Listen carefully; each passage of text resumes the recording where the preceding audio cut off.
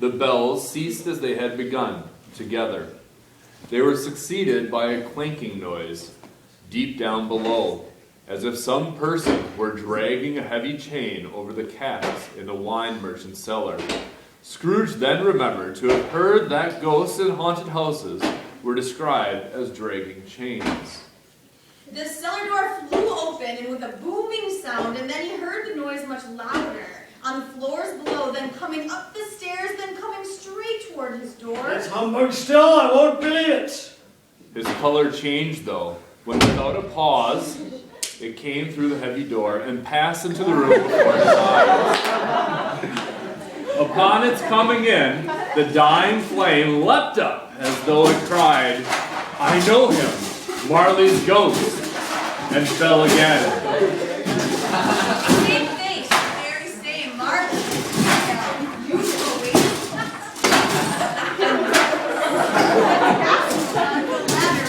Pretty good. And the hair upon his head. The chain was clasped around his middle.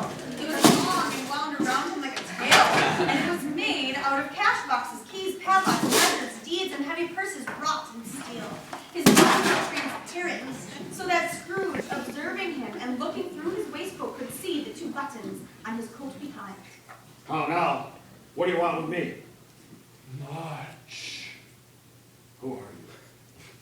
Ask me who I was. Who were you then? You I'll like take her first, Shade. I was your partner, Jacob Marley. Can you sit down? I can. Well, do it then.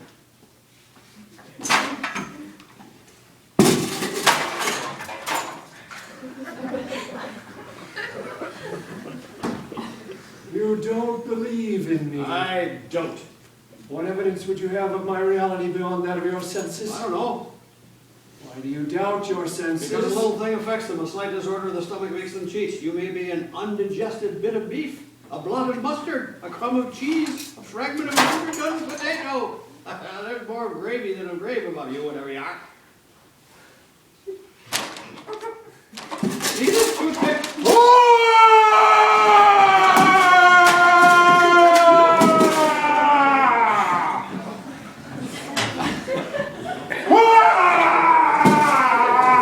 You see this toothpick? Yes!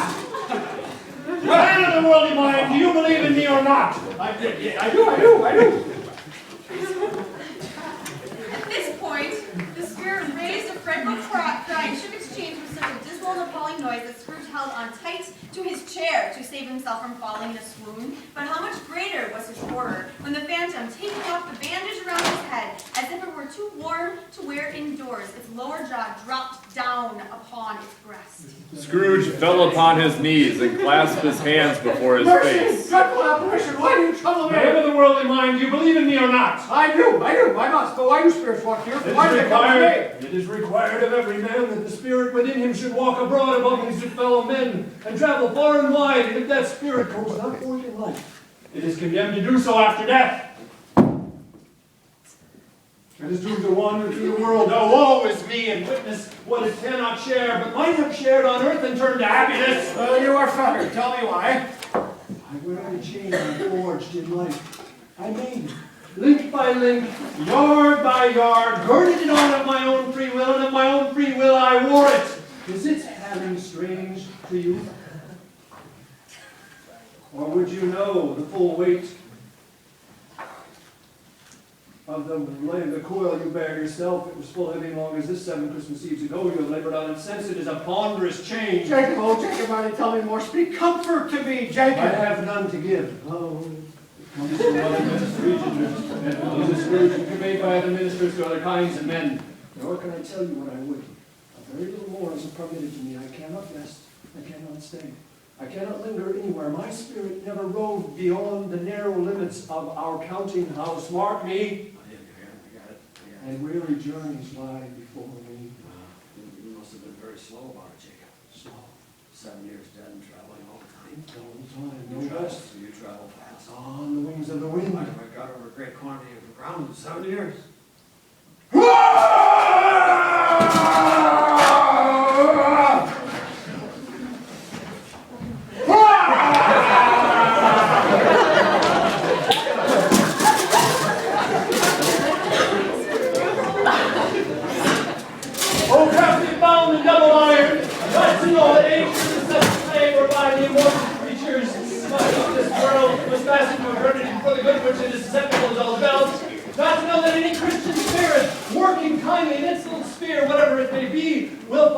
mortal life too short for its vast means of uselessness.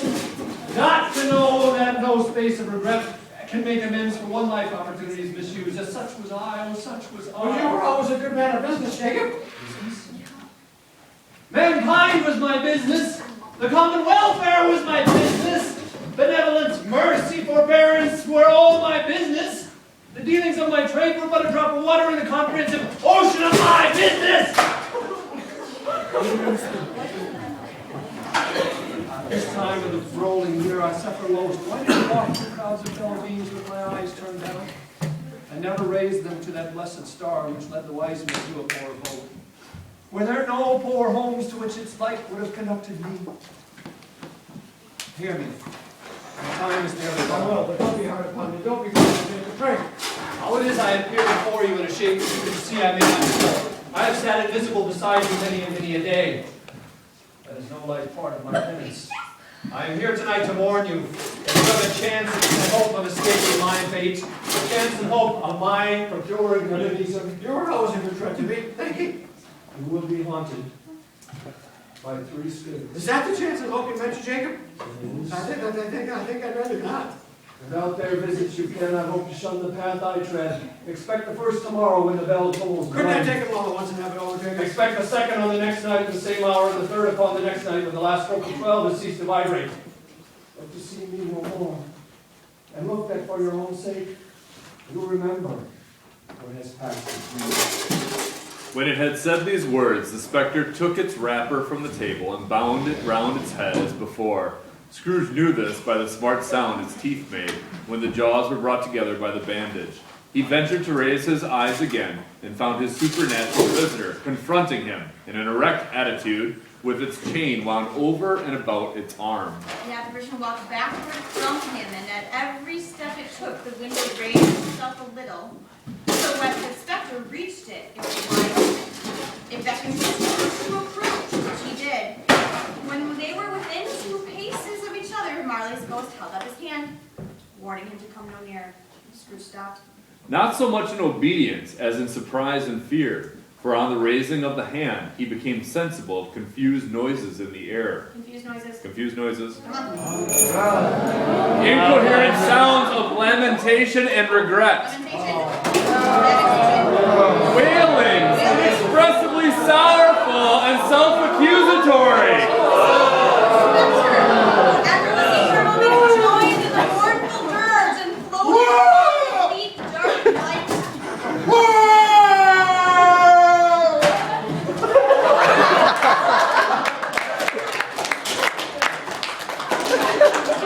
Scrooge followed to the window, desperate in his curiosity. He looked out. The air was filled with phantoms, wandering hither and thither in restless haste and moaning as they went. Every one of them wore chains like a village ghost. Some few, they might be guilty governments, were laid together, none were free. Many had been personally known to Scrooge in their lives. He had been quite familiar with one old ghost in a white waistcoat, with a monstrous iron safe attached to its ankle, who cried piteously at being unable to assist a wretched woman with an infant whom he saw below upon a doorstep. The misery with them all was clearly that they had sought to interfere for good in human matters and had lost the power forever. Whether these creatures faded into the mist or the mist enshrouded them, he could not tell. But they and their spirit voices faded together, and the night became as it had been when he walked home. Scrooge closed the window and examined the door by which the ghost had entered. It was double locked as he had locked it with his own hands, and the bolts were undisturbed. He tried to say, "Ha," but stopped at the first syllable. And being from the emotion he had undergone, with the fatigues of the day or his glimpse of the invisible world, the dull conversation of the ghost was late as they are, much needed repose, went straight to bed without undressing, and fell asleep upon its. You may open the window. That's day one. We're good.